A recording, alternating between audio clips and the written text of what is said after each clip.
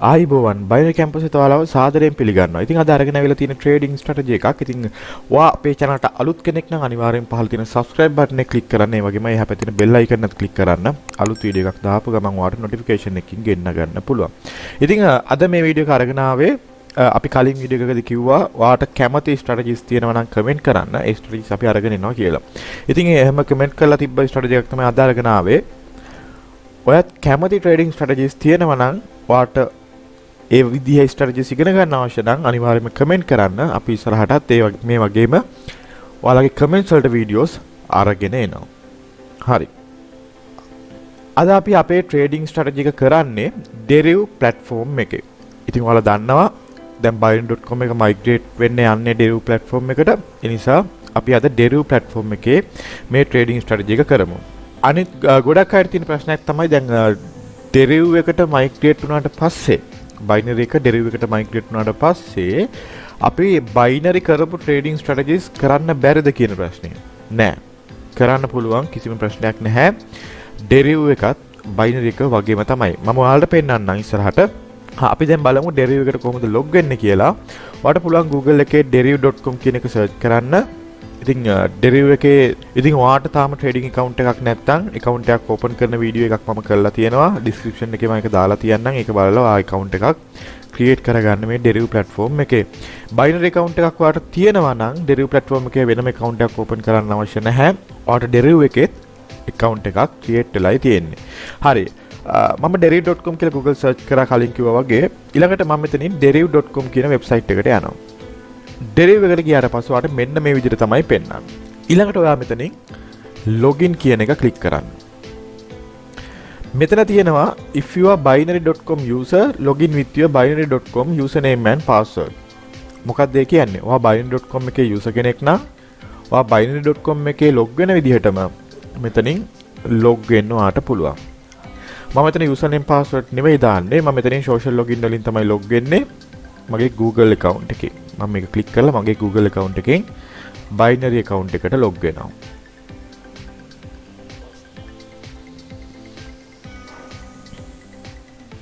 හරි. ඔන්න මම binary login එකකින් තමයි Deriv platform එකට log වුනේ. ඉතින් ඔයාලටත් පුළුවන් Deriv platform එකට binary login එකෙන් log වෙන්න. මේ තමයි Deriv trading platform එක. ඉතින් ඇත්තටම මේක දැන් දැකපු ගමන් හිතන්න පුළුවන් මේක binary එක වගේ නෙවෙයිනි කියලා. හරි. අපි අද trading strategy එක කරන්නේ මෙතනින් නෙවෙයි. අපි binary එක වගේ තියෙන තැනින්ම කරමු. හරි. එතකොට ඔයාලට ලේසි. binary එකෙත් මේක කරන්න පුළුවන්. Deriv platform එක කරන්නත් පුළුවන්. ඔයා එන්න මෙතන D trader කියන තැනට. මෙන්න මෙතන ක්ලික් කරන්න. මෙතන තියෙනවා smart trader කියලා platform එකක්. මම මෙතනින් smart trader කියන platform එකට switch කරනවා.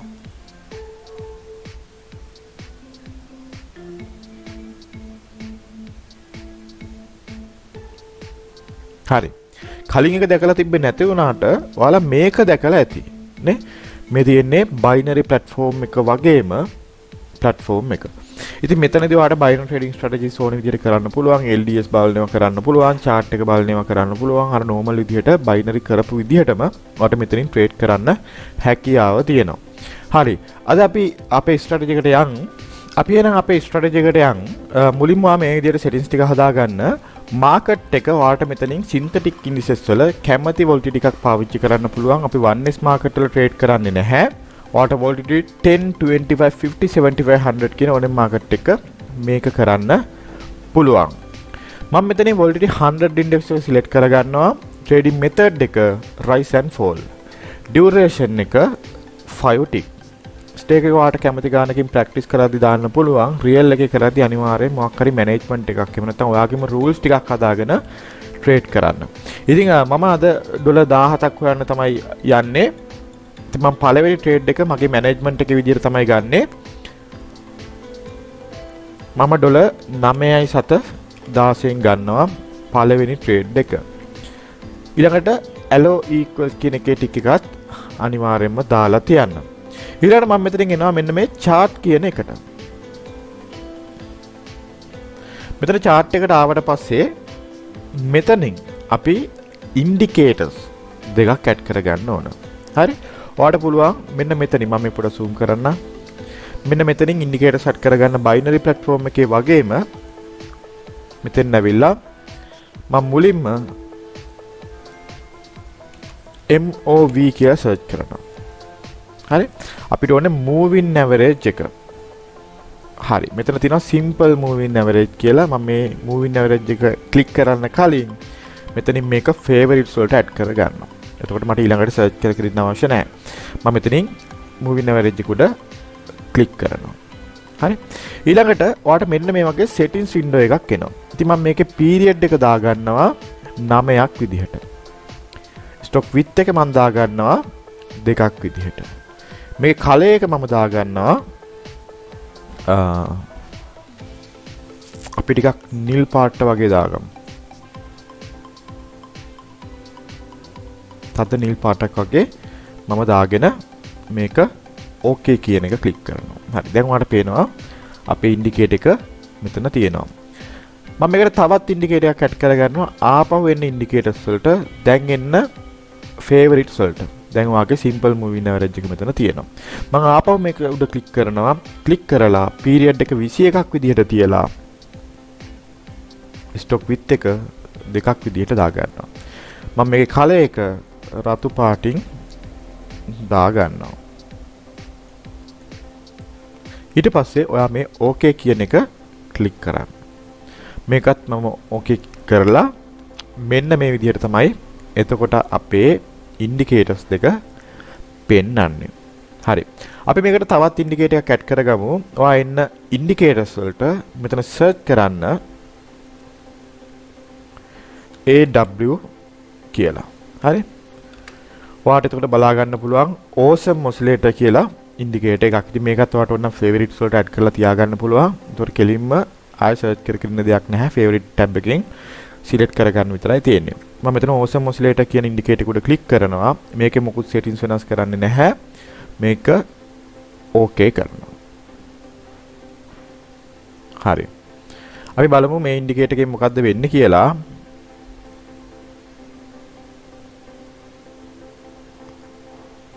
හරි. awesome oscillator එක මම ඔයාලට කියන්නම්. අපි සාමාන්‍යයෙන් awesome oscillator එක ඔයාලට පේනවා histogram තියෙනවා. නේ මොනවද histogram කියලා කියන්නේ? මේ awesome oscillator එකේ මේ පහළට හැදිලා තියෙන්නේ ඉරි වගේ. මේවට තමයි අපි histogram කියලා කියන්නේ. එතකොට මේකේ histogram උදාහරණයක් විදිහට දැන් මෙතන බලන්න මේ පහළට හැදිලා තියෙන්නේ. මෙන්න මෙහෙම පහළට හැදිලා මෙන්න එක තැනකදී මේ පහළට හැදිච්ච ටික ආපහු උඩට හැදෙන්න පටන් ගන්නවා මෙන්න මේ වගේ තැනකදී. අන්න ඒ වගේ තැනකදී පහළට හැදීගෙන ඇවිල්ලා උඩට හැදෙන්න පටන් ගත්ත ගමන් අපි කියනවා මාකට් එක අප් ට්‍රෙන්ඩ් එකකට යන්න කියලා. හරි.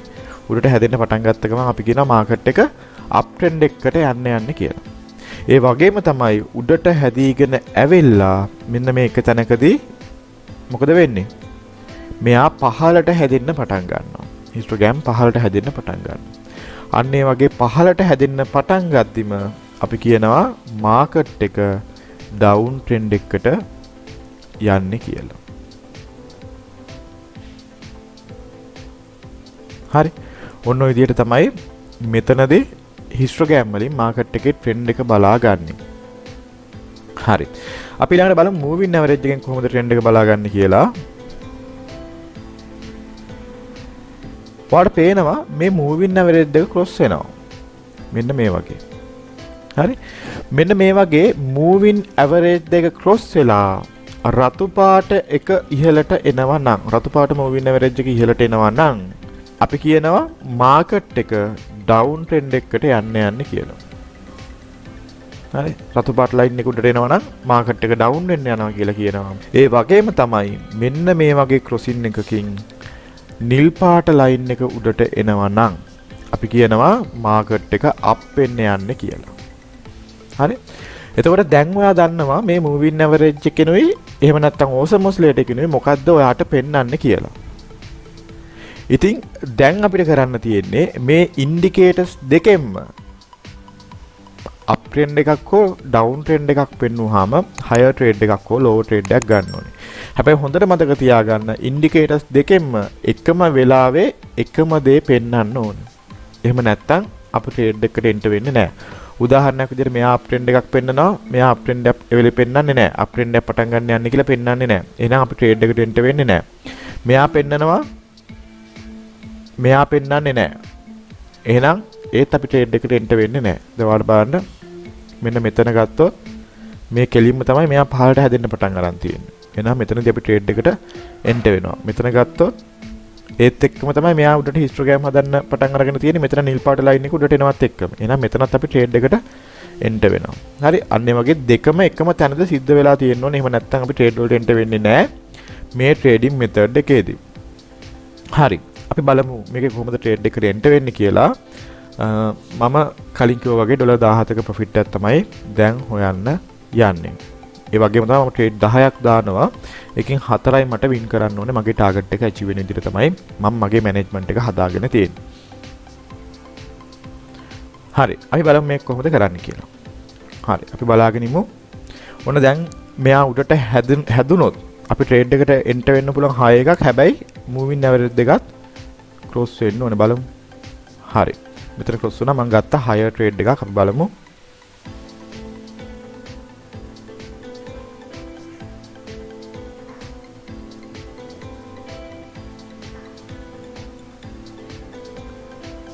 හරි. ඔන්න අපි පළවෙනි ට්‍රේඩ් එක වින් කරා. මම අපේ මැනේජ්මන්ට් එකේ රිසල්ට් එක විදිහට ට්‍රේඩ් එක වින් කරා කියන එක එන්ටර් කර ගන්නවා. තව මට ට්‍රේඩ් 3යි තියෙන්නේ. ට්‍රේඩ් 9ක් මට දාන්න තියෙනවා. ඊළඟ ට්‍රේඩ් එක 5.95න් ගන්න තියෙන්නේ. මං එහෙනම් එතෙන් ඇවිල්ලා 5.95න් ගන්නවා ට්‍රේඩ් එක. අපි බලාගෙන ඉමු.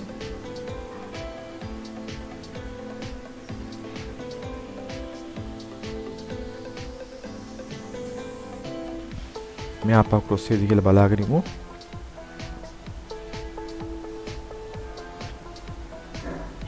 හරි. ඔන්න දෙකම එකම තැනදී සිද්ධ වුණා. අපි බලමු මේක මොකද වෙන්නේ කියලා.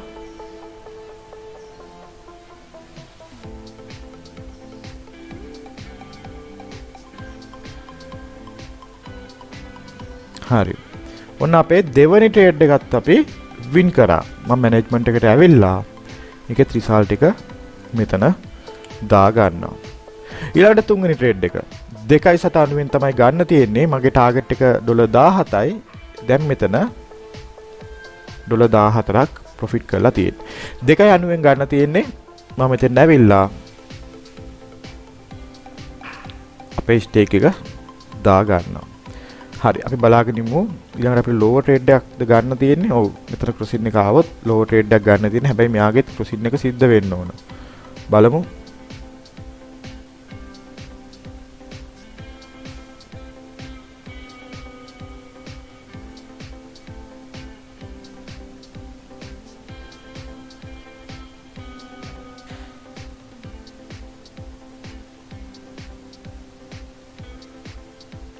තාම නැහැ.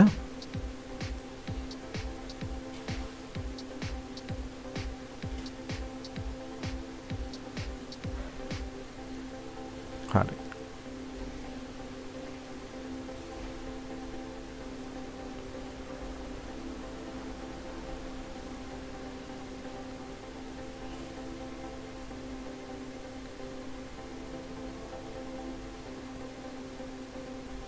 අපි ලෝවර් ට්‍රේඩ් එකට තමයි එන්ටර් උනේ.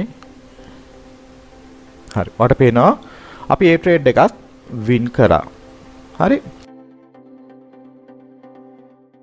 ඔන්න මම අපේ තුන්වෙනි ට්‍රේඩ් එකත් වින් කරා. මම මෙතන අපේ රිසල්ට් එක එන්ටර් කරගත්තා. ඉතින් ඔයාලට දැන් පේනවා ඩොලර් 17ක රිටර්න් එක. මෙතන ඩොලර් 17ක ප්‍රොෆිට් එක දැන් අපිට ඇවිල්ලා තියෙනවා.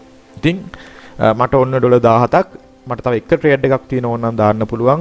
ඒ වගේම තමයි ට්‍රේඩ් 7ක් තියෙනවා මට තව. ඒ 7න් එක ට්‍රේඩ් එකයි මට වින් කරන්න තියෙන්නේ. ඉතින් ඩොලර් 17.88ක වගේ ප්‍රොෆිට් එකක් තමයි මේ සෙෂන් එකෙන් මට එන්න තිබ්බේ. ඉතින් මම ඩොලර් 17යි මට අවශ්‍යතාවය තිබ්බේ. ඉතින් මම 17 ආවට පස්සේ මගේ සෙෂන් එක නැවැත්තුවා. ඉතින් ඩොලර් 17 ඇවිල්ලා තියෙන්නේ. ඉතින් ඉතිරි සත ගාන හොයන්න මම කලබල වෙන්නේ නැහැ. මම මෙතනින් සෙෂන් එක නවත්තනවා. ඉතින් ඒක හැමෝම පුරුදු වෙන්න ඕන. මෙතන බැලුවොත් එහෙම තව ට්‍රේඩ් 7ක් තියෙනවා. ඔය 7න් එක ට්‍රේඩ් එකක් තමයි වින් කරන්න තියෙන්නේ. ඉතින් මේ උඩ ගිහිල්ලා තියෙන ට්‍රේඩ් තුන දැක්කහම ඉතිරි 7න් එකක් වින් කරන එක පොසිබල් කියන එක අපි දන්නවා. හැබැයි ඇයි ඔයා ගන්නෙ? දැන් ඩොලර් 17ක් ඇවිල්ලා නම් තව 788කට ඇයි කලබල වෙන්නේ? ඉතින් ඒක තිබ්බුද? ඔය 788 ඒවා ඔය නිකම්ම වාට ඉස්සරහට පොඩි ගණන් එනේවා හම්බ වෙනවා. මේක තව පොඩ්ඩක් අහන්න. හරි. හොඳට මතක තියාගන්න ඕනේ අපි ට්‍රේඩ් කරද්දී අපේ අවශ්‍යතාවයට තමයි ට්‍රේඩ් කරන්නේ. හරි. ඉතින් මට ඕනේ ඩොලර් 17යි 1788ක් වෙනා මැනේජ්මන්ට් එකේ. ඉතින් මම 17න් මගේ සෙෂන් එක නැවැත්තුවා. ඉතින් ගොඩක් අය මේ දේ කරන්නේ නැහැ. මම පොඩි උදාහරණයක් කියන්නම්. ඔයාට ට්‍රේඩින් වලින් කීයක්ද ඕනේ? මතක් කරගන්නවා. ඔයාට ට්‍රේඩින් වලින් මාසික ආදායමක් විදියට කීයක්ද ඕන? ඉතින් ওই ප්‍රශ්නේ මට කතා කරන කට්ටියගෙන් මම සාමාන්‍යයෙන් අහපුවාම විශේෂයෙන් ලොස් වෙච්ච අයගෙන් හරි අහපුවාම එයාලා කියන්නේ මට මාසෙට රුපියල් 30000ක් විතර තිබ්බත් ඇති කියලා. හරි. ඇත්තටම ඔයා ට්‍රේඩ් කරන්නේ ඔයාට මාසෙට ඕන ගාන ගන්නද? එහෙම නැත්නම් YouTube එකේ වීඩියෝ එකේ පෙන්නන percentage එක ගන්න. තේරුණා නැද්ද? මෙහෙමයි. දැන් අපි ඇහුවොත් එහෙම කෙනෙක්ගෙන් ඔයාට මාසෙට ට්‍රේඩින් වලින් කීයක් ඕනද? මට රුපියල් 30000ක් තිබ්බනම් ඇති. හරි. ඒතර ඔයා කරන්න ඕනේ ඒක හොයන එකනේ. එහෙම නැතුව දැන් YouTube එකේ කවුරු හරි කෙනෙක් කියනවා 110ක් හොයන්න කියලා. මම නම් 110ක් හොයන්න කියන්නේ නැහැ. කවුරු හරි කෙනෙක් කියනවා ඔයාගේ කැපිටල් එකෙන් 110ක් හොයන්න. හරි. ඔයා යන්නේ 110 හොයන්නනේ ඇත්තම කතාව. එහෙම නැතුව ඔයාට අවශ්‍ය ගාන ගන්න නෙවෙයිනේ. දැන් උදාහරණයක් විදිහට ඔයාට රුපියල් 30000ක් නම් ඕනේ. සමහර විට ඔයාගේ කැපිටල් එකෙන් 103ක් ගියා. දවසකට 103 ගාන ගියත් ඔයාට රුපියල් 30000ක් හොයන්න පුළුවන්. හැබැයි ඔයා යන්නේ ඒක හින්දා නෙවෙයි. ඔයා යන්නේ අර තව කෙනෙක් කියන හින්දා. තව කෙනෙක් කියන ගාන හොයන්න තමයි ඔයා යන්නේ. ඔයාට අවශ්‍ය ගානට වඩා 3 ගුණයක් වැඩිපුර හොයන්න. 103න් කියන්නේ 110ත් එක්ක කියන්නේ 3 ගුණයක් නේ. ඒක 3 ගුණයක් විතර වැඩිපුර හොයන ඔයාට අවශ්‍ය ගානට වඩා. ඒක හරියද? නෑ තව ඉස්සෙල්ලා Tamanට අවශ්‍ය ගානට Tamanගේ විදිහට Taman ප්ලෑන් එකක් හදාගන්න. හරි? ඉතින් උපරිම 105ට වඩා යන්න එපා තමන්ගේ කැපිටල් එකෙන්. මොකද මේකෙදි ඕනම වෙලාවක ඔයාගේ සෙෂන් එකක් ලොස්ට් වෙන්න පුළුවන්. හරි? ඕනම වෙලාවක සෙෂන් එක ලොස්ට් වෙන්න පුළුවන්. එතකොට ඔයා නිකන් කල්පනා කරලා බලන්න පැයට කිලෝමීටර් 100ක වේගෙන් ගිහිල්ලා ඇක්සිඩන්ට් වෙන වාහනේද ඩැමේජ් එක වැඩි. පැයට කිලෝමීටර් 30ක විතර වේගෙන් ගිහිල්ලා ඇක්සිඩන්ට් වෙන වාහනේද ඩැමේජ් එක වැඩි. ඒක පොඩ්ඩක් ඔයාම කල්පනා කරලා බලන්න. පුළුවන් තරම් හෙමින් යන්න. මොකද අපි අද විතරක් නෙවෙයි ට්‍රේඩ් කරන්නේ.